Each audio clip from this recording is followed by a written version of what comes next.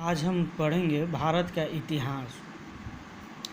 भारत के इतिहास को जानने के लिए हम इसे 3 भागों में बांटते हैं। कितने भागों में? 3 भागों में बांटते हैं। कितने भागों में? 3 भागों में। पहला भाग हो गया प्राचीन इतिहास। और दूसरा हो गया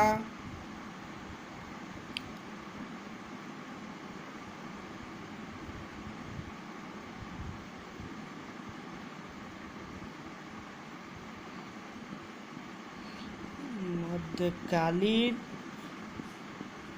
इतिहास और तीसरा हो गया आधुनिक इतिहास।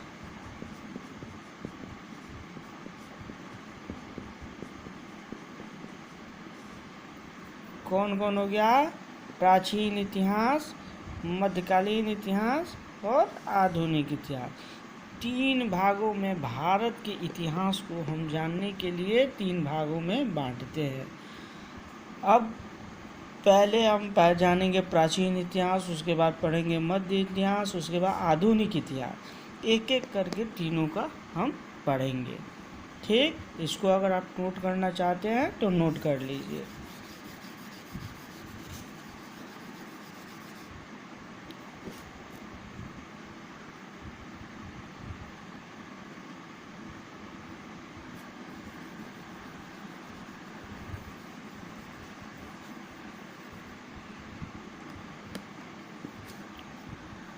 देखिए, हम पहले पढ़ेंगे प्राचीन इतिहास।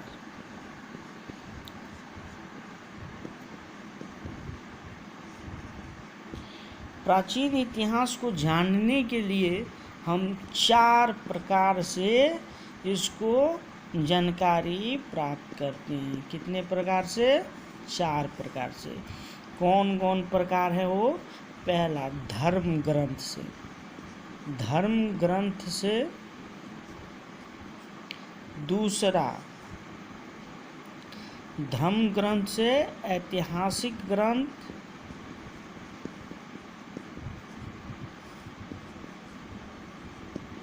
और तीसरा हुआ पुरातत्व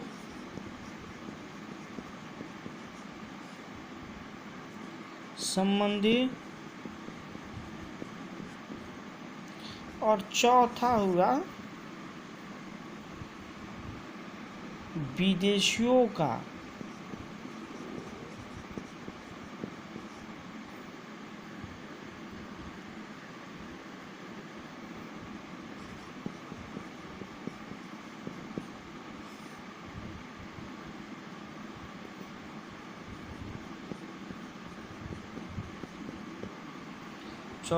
विदेशियों का विवरण। हम भारत के इतिहास को 4 भागों से जानकारी प्राप्त करते हैं। तो पहले हम जानेंगे, पहले हमने पढ़ा भारत के इतिहास को 3 भागों में बांटा गया है। प्राचीन 1 नंबर, 2 नंबर में मध्यकालीन इतिहास और 3 नंबर में आधुनिक, जो वर्तमान में चल रहा है। ठीक, 3 भागों में। अब हम पहले पढ़े प्राचीन इतिहास। प्राचीन इतिहास को 4 भागों से हमको जानकारी मिलती है। कौन कौन? धर्म ग्रंथ से, ऐतिहासिक ग्रंथ से, पुरातत्व संबंधी और विदेशियों के विवरण से, कि जो विदेशी भारत में आए उन्होंने अपना अपना मंतव्य दिया कैसे क्या करना है। ठीक, अब हम जानेंगे पहला धर्म ग्रंथ से। आप लोग समझ रहे होंगे तो अपना बताइएगा हमें कमेंट में कि आप लोगों को कैसा लग रहा है। ठीक है, धर्म ग्रंथ इसको भी बांटा गया है 4 भागों में। कितना भागों में? 4। पहला हुआ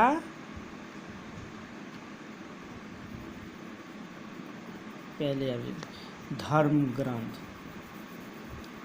सर्वप्रथम धर्म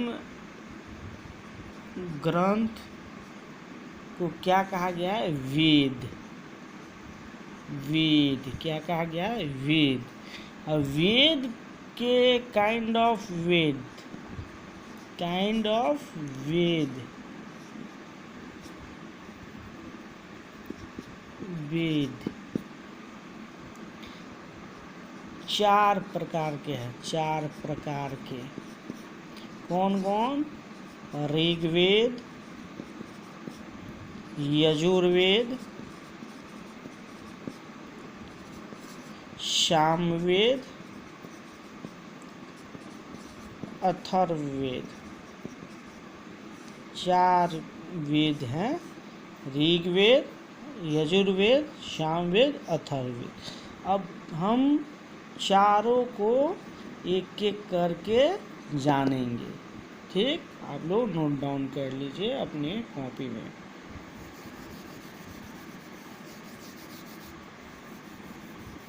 सर्वप्रथम आप एक बार पुनरावृत्ति कर लीजिए। भारत के इतिहास को कितने भागों में? प्राचीन इतिहास, मध्यकालीन इतिहास और आधुनिक इतिहास, 3 हुआ। उसके बाद प्राचीन इतिहास की जानकारी कितने मिलती है? 4 प्रकार से। कौन कौन प्रकार हुए वो? पहला कौन सा हुआ? धर्म ग्रंथ से। दूसरा हुआ ऐतिहासिक ग्रंथ से, जो इतिहास बताता है उसके अनुसार, जो खोज हुआ है उसके अनुसार। तीसरा का विवरण किसके? पुरातत्व, जो खुदाई हुआ, जो कुछ मिला, शिलालेख मिला, उसके अनुसार मिलता है। चौथा किससे मिलता है? विदेशियों के द्वारा हमें जानकारियाँ मिलती है। ठीक, और उसके बाद हम कहाँ? उसके बाद आए थे हम वेद के पास। तो धर्म ग्रंथ, धर्म ग्रंथ में सबसे पुराना धर्म ग्रंथ कौन है? वेद। और वेद को हम लोग कितने भागे हैं? 4। कौन कौन? ऋग्वेद, यजुर्वेद, सामवेद, अथर्ववेद। अब हम इसमें जानेंगे किसको? ऋग्वेद को। ऋग्वेद, ऋग्वेद के बारे में हम पढ़ेंगे। ऋग्वेद ऋचाओं का एक क्रमबद्ध संग्रह ऋग्वेद का। ऋचाओं जो उसमें, जैसे ऋचाओं को जो उसमें लिखा हुआ बातें हैं, जो आज के ज़माने में हम संविधान कहते हैं। संविधान में उस समय धर्म ग्रंथ का एक वेद होता था, जिसे ऋग्वेद, यजुर्वेद ये सब था। उस आधुनिक काल में संविधान है, उस समय का ये संविधान था। इसी के अनुसार सब कुछ विधि विधान सब चलता था। तो कैसे चलता था इसकी जानकारी हमको ऋग्वेद में मिलता है। ठीक, ऋग्वेद। तो ऋग्वेद ऋचाओं का, जो ऋचाओं का मतलब जो कानून उसमें लिखा गया है उससे बना जाता है। तो इसमें कितना? 10 मंडल, यानी 10 लेसन समझिए, लेसन या समझिए संग्रह। एक समझिए 10 मंजिल मकान, ऐसे समझिए आप, बहुत बढ़िया से बेहतरीन समझिएगा। 1 मंजिल, 2 मंजिल, 3 मंजिल, 4 मंजिल, 5 मंजिल, 6 मंजिल, 7 मंजिल, 8 मंजिल, 9 मंजिल और ये 10 मंजिल, ये मकान हुआ। और ऐसे ही समझिए ऋग्वेद में 10 मंजिला मकान। ठीक, और इसमें 10 मंडल थे, और 10 मंडल और 1028 सूक्त, 1028 सूक्त, यानी सूक्त मने इसमें जो लेसन था 10 मंजिल पे जो परिवार रहते थे, वो समझिए कितने? 1027। अब 1027 रहते थे, लेकिन इनके बाल बच्चा, ये तो परिवार हुए। एक परिवार का मान लीजिए 1-2 पति पत्नी और एक बच्चा, 3 हुआ। ऐसे किसी का 4 हुआ, किसी का 5 हुआ, पति पत्नी। तो एक परिवार में जितने होंगे सदस्य, ये हो गया एक, समझिए, एक पिता। एक नज़र में आप समझने के लिए लोकालिटी की भाषा में कहिए, ये समझिए दादा। 10 भाई दादा थे, 10 भाई के ये पुत्र हुए, 1028। और पुत्र में इनके जो पुत्र पुत्रियां हुए वो ऋचाएँ है इसी का, लेकिन यहाँ पे क्रमबद्ध बढ़ते जा रहा है। ठीक, तो 1028 ये सुक्ति है और 10 मंडल है, और इसमें ऋचाएँ हैं 10,462। 10,462 ऋचाएँ हैं। और इस वेद के ऋचाओं को जो पढ़ने वाले ऋषि होते थे, जो ये ऋचाएँ थी, जो एक सूक्त था उसमें जो अनुच्छेद का भाग क में ए में लिखा हुआ है, उसको जो पढ़ता था उस ऋषि को क्या कहते थे? होर्त। होर्त बोलते थे, जो पढ़ने वाले थे वो थे। इस वेद को आर्य की राजनीतिक की प्रणाली एवं इतिहास के बारे में जानकारी मिलती थी। ठीक, यहाँ तो कोई प्रॉब्लम। फिर देखिए, विश्वामित्र जो थे के द्वारा रचित ऋग्वेद जो थे वो विश्वामित्र लिखे थे। विश्वामित्र, ऋग्वेद के विश्वामित्र के तीसरे मंडल, जैसे देखिए 1 मंडल, 2 मंडल, 3 मंडल, तीसरे मंडल पे सूर्य देवता की सावित्री मंत्र, गायत्री मंत्र था। तीसरे मंत्र पे गायत्री मंत्र था। ठीक, और 9वें मंडल पे 3, 4, 5, 6, 7, 8, 9, 9वें मंडल पे जो 9वां मंजिल पर था उस पे कौन रहता था? उस पे 9वें मंडल में देवता सोम का उल्लेख है। और 8वें मंडल के हस्तलिखित ऋचाओं को खील किया है। और 8वें मंडल पे जो था वो हस्तलिखित, हाथ से लिखा गया था, उसको खील कहते थे। क्या कहते थे? खील कहते थे। ठीक है, यहाँ तक कोई दिक्कत? अब देखिए, चातुर्स वर्ण समाज, वर्ण व्यवस्था में 4 वर्ण था। कितना वर्ण था? 4 वर्ण था। कौन कौन? ब्राह्मण, क्षत्रिय, वैश्य, शूद्र। ब्राह्मण, क्षत्रिय, वैश्य, शूद्र, ये 4 वर्णों में विभक्त था। ये ऋग्वेद में उल्लेख है। 10वें मंडल में पुरुष सूक्त है, जिसके अनुसार 4 वर्ण। 10वां मंडल में पुरुष सूक्त इसका है, उल्लेख है वर्णों के, जो कि ऐसा कहा जाता है पुरुष ब्रह्मा के कर्म से मुख से जन्म लिए। मुख से ब्रह्मा, भुजाओं में जैसे लड़ने के लिए ताकत की आवश्यकता होती है, तो भुजाओं में हो गया आपको क्षत्रिय, और जांघा, मेहनत जो करता है वो उपजाता है, पैर से करता है जांघा, वो एक वैश्य हो गया, बनिया वर्ग। और चरण जो उन सबकी सेवा करता है उसको शूद्र की रहा गया है। ठीक, अब आइए हम जानते हैं ऋग्वेद में, जो ऋग्वेद हम पढ़ रहे थे, ऋग्वेद में क्या था? इस वेद में इंद्र के लिए, इंद्र जो थे, इंद्र के लिए 250 और अग्नि के लिए 200 ऋचाएँ थी। इनके बारे में 200 कितना हुआ?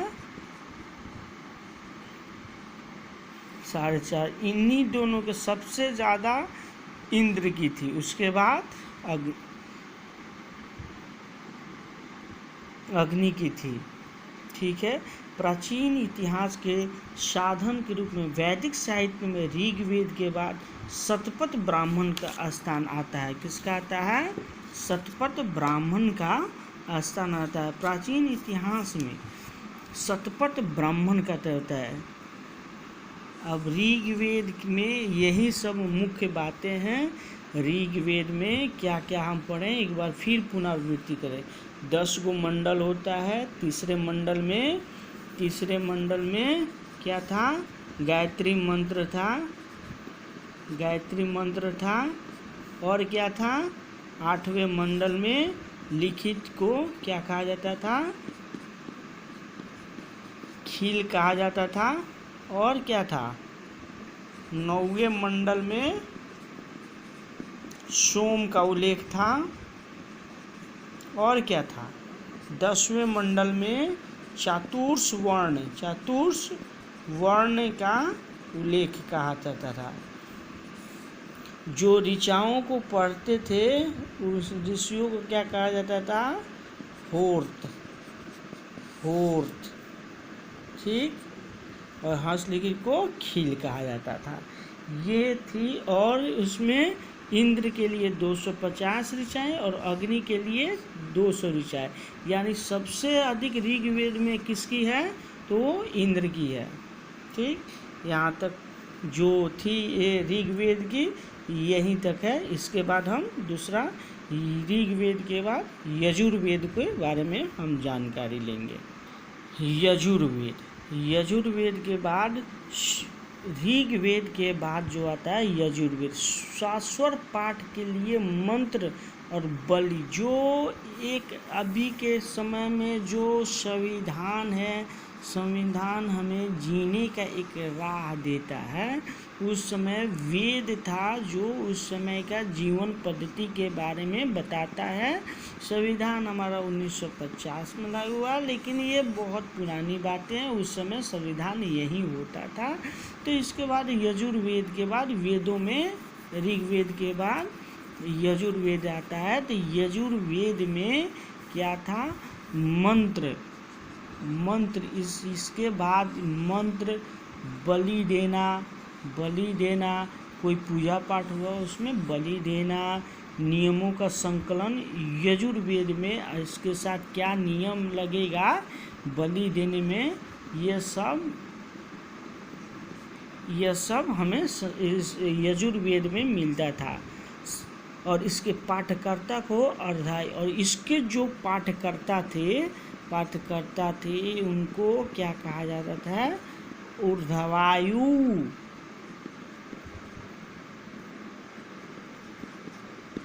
अधर्व्यु कहते थे। क्या कहते थे? अधर्व्यु कहते थे। जो इसमें, और ऋग्वेद में क्या कहते थे? होर्त। इसमें अधर्व्यु कहा जाता था। बस इसमें यजुर्वेद में इससे ज़्यादा कुछ नहीं आ सकता है। सिर्फ मंत्र का उच्चारण, बलि देना, इसके नियम जो थे, कैसे मंत्र उच्चारण करना है, किस पूजा में किसका मंत्र करना है और किस पूजा में किसका बलि देना है, ये उल्लेख हमको यजुर्वेद में हमें पढ़ने पे प्राप्त होता है कि प्राचीन इतिहास में कैसे होता था। अब इसके बाद हम पढ़ेंगे सामवेद। यह गाई जाने वाली ऋचाओं को संकलित, जो उसमें सामवेद में गीत, संगीत, ये जितनी थी ये सामवेद हमको बताता है। गीत संगीत ये जितनी थी ये सब हमें सामवेद। और इसको जो पढ़ता था, पाठ को पढ़ने वाले को क्या कहते थे? उद्धातृ। ठीक। ऋग्वेद में होर्त, अधार्व्यु,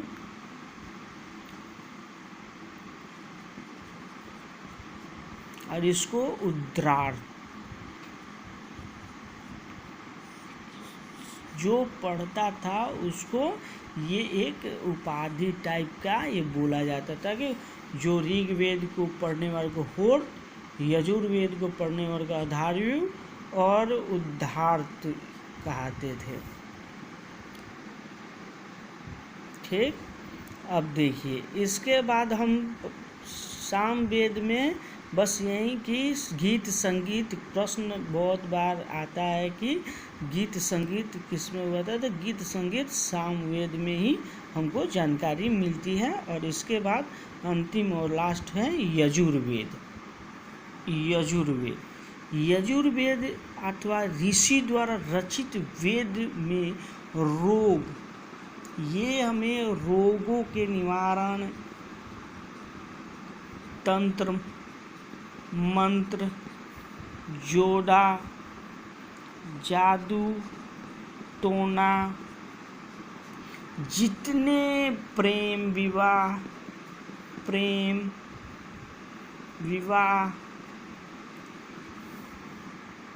विविध संबंध, मंत्र, मनुष्यों के विचारों, विश्वासों, अंधविश्वास, ये सारी जितनी अडम्बना विडम्बना, जितनी आडंबर कहिए, जितनी आडंबर विद्यमान है, ये सब इसमें ही आया। किसमें? यजुर्वेद में। उसके बाद से ये सब कुछ बदल गया और ये हमें बताता है कौन? यजुर्वेद। यानी हम कह सकते हैं सब वेदों में सबसे प्राचीन ऋग्वेद और सबसे बाद का यजुर्वेद।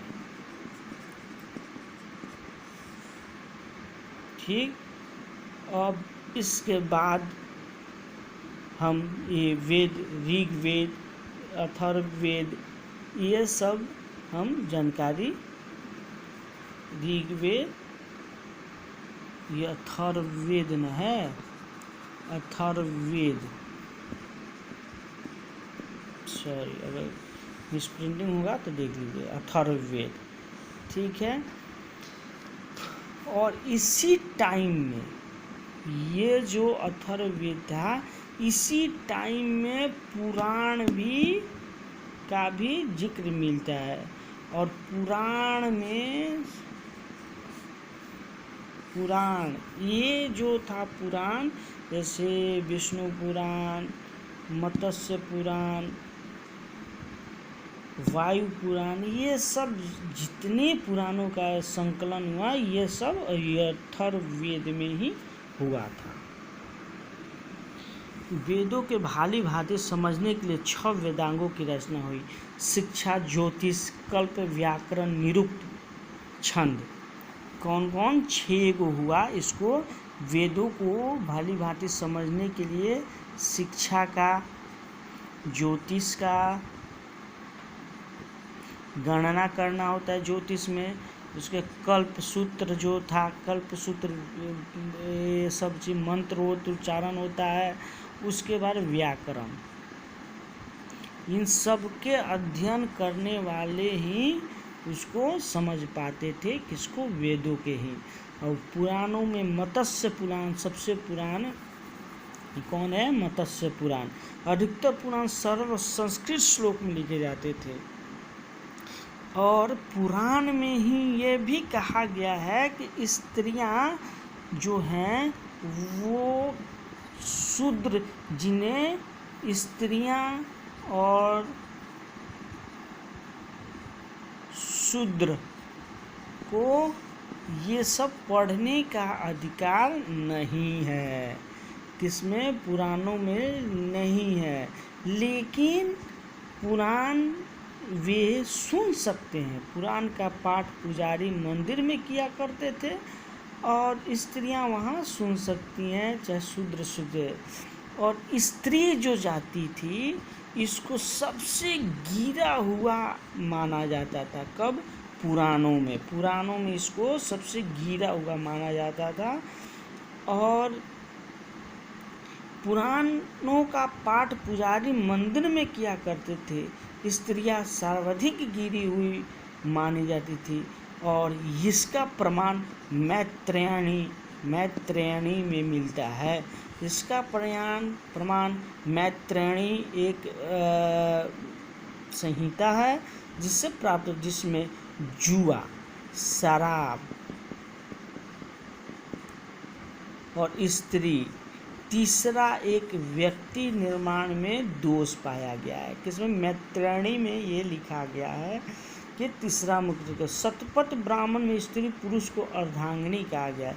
जो शतपथ ब्राह्मण है ऋग्वेद के बाद सबसे प्राचीन किसमें मिलता था? शतपथ स्त्रियों को पुरुष को अर्धांगिनी कहा गया है। स्मृति ग्रंथों में सबसे प्राचीन और प्रमाणिक मनुस्मृति मानी जाती है। मनुस्मृति में ही ये सब शुंग काल का मानक ग्रंथ है। नारद स्मृति गुप्त युग के विषय में जानकारी प्राप्त करते हैं। जातक में बुद्ध को पूर्ण जन्म, जातक जो है, जातक ये सब जितना है ये सब अथर्ववेद के समय का है। तो जातक में बुद्ध के, भगवान बुद्ध के पूर्ण जन्म के बारे में जानकारी हमें प्राप्त होता है। जातक में पूर्ण जन्म के बारे में हमको जानकारी, भगवान बुद्ध के बारे में जानकारी, जिस महात्मा बुद्ध के जीवन चरित्र अनेक घटनाओं का वर्णन किया गया है। किसमें कहा गया है? उनके कथा वस्तु हीनयान जो था उसके एक कथा वस्तु उसने आया था तो लिखा, और उसमें बुद्ध के पूर्ण जन्म के बारे में वर्णित है।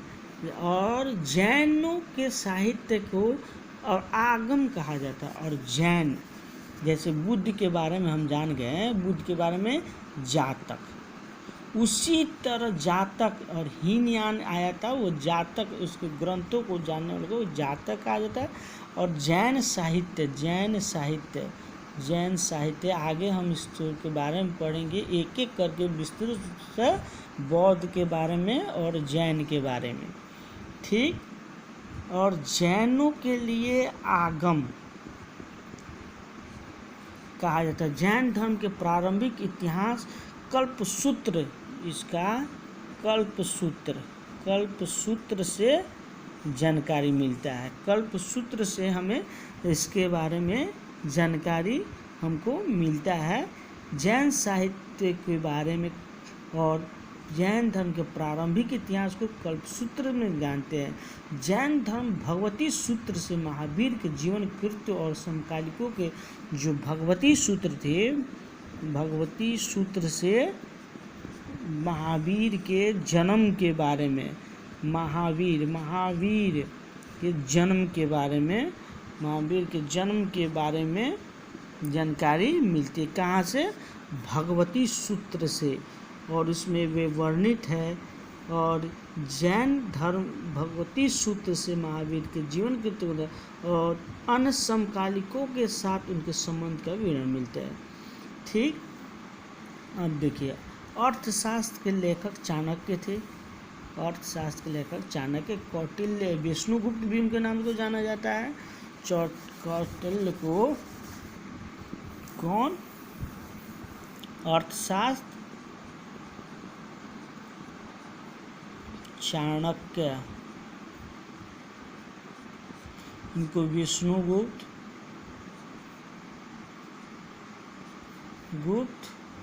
इनको विष्णुगुप्त, कौटिल्य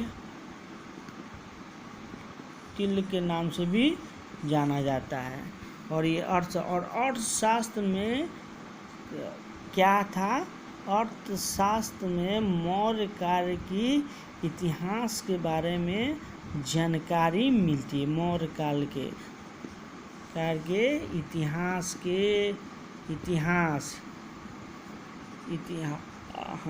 की जानकारी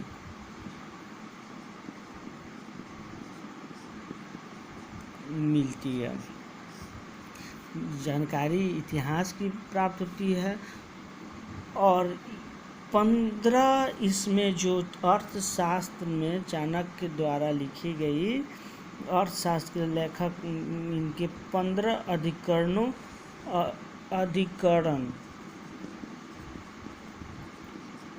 और 180 क्या था? प्रकरणों को में विभाजित है। अधिकरणों प्रकरणों क्या है?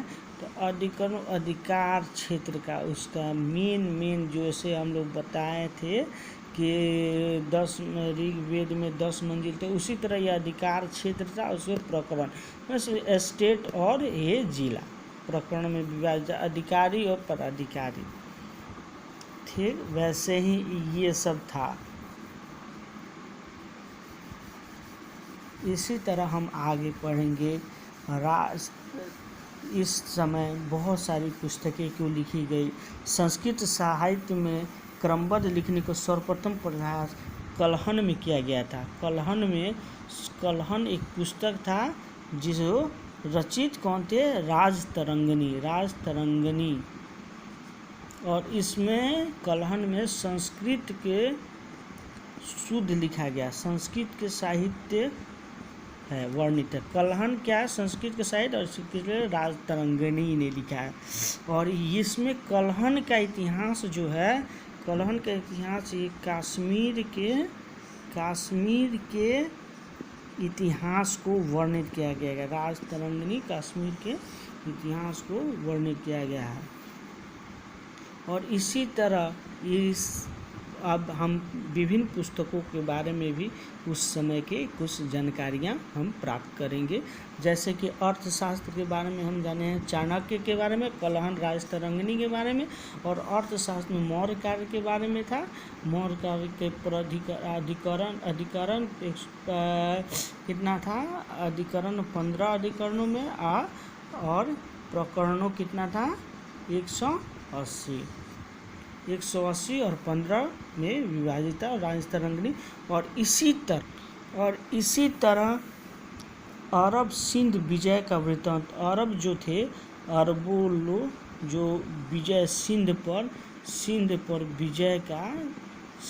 विजय जब हासिल किए, तो इसका जिक्र हमें कहाँ से मिलता है, चचनामा से। कहाँ से मिला है, चचनामा।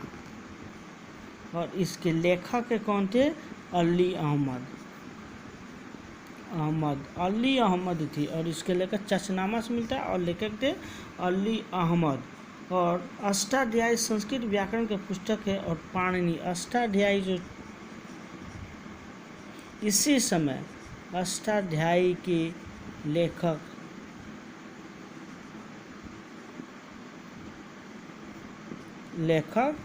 पाणिनि, अष्टाध्यायी के लेखक पाणिनि थे। जो क्या थे, ये तो चचनामा यहाँ हो गया। अष्टाध्यायी के लेखक, इसमें मौर्य कार्य के, पाणिनि में भी मौर्य कार्य के बारे में जानकारियाँ प्राप्त होती है। और कात्यायन गर्गी संहिता, और कात्यायन की गर्गी संहिता से हमें एक ज्योतिषी ग्रंथ है। यह एक कात्यायन की गर्गी संहिता क्या है, ज्योतिषी है, ज्योतिषी संग्रह है, ज्योतिषी संग्रह ग्रंथ है, जो कि भारत पर होने वाले यवन आक्रमण के, यवन जो थे, इनके आक्रमण का उल्लेख मिलता है। किसमें, गर्गी संहिता में। ठीक है, एक ज्योतिषी ग्रंथ है, लेकिन इसमें यवनों का कात्यायनी उल्लेख मिलता है। और पतंजलि के पुष्यमित्र शुंग के पुरोहित थे। पतंजलि जो थे उसी समय थे, और महाभाष्य के से शुंगों का इतिहास के, और शुंग वंश जो था, शुंग वंश का पतंजलि लिखा हमें मिलता है। पुष्यमित्र शुंग के पुरोहित थे। ये पुष्यमित्र जो थे के पुरोहित कौन थे, पतंजलि।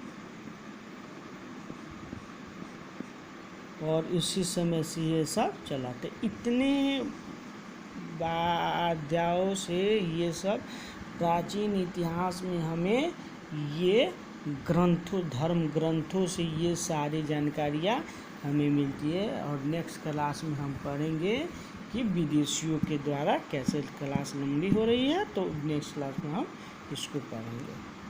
धन्यवाद।